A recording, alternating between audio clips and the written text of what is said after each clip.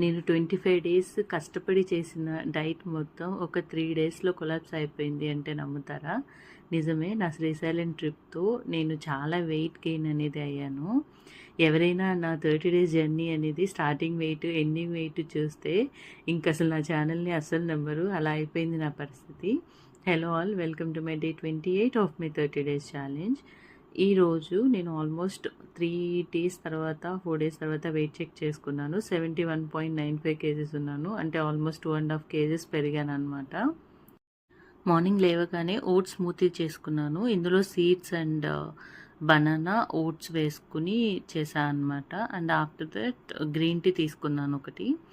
And ఈరోజు friend లంచ్కి invite చేసిందనమాట. సో వెళ్ళాము. అక్కడ bagara rice, chicken fry and 2 మినపగారెలు తీసుకున్నాను అనమాట.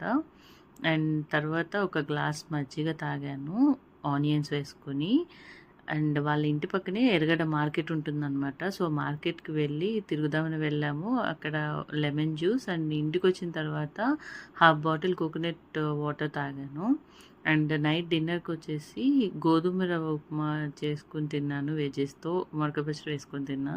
సో ఎర్రగడ్డలో ఈరోజు బాగా తిరిగా కాబట్టి 10,900 స్టెప్స్ అనేవి కంప్లీట్ అయిపోయింది.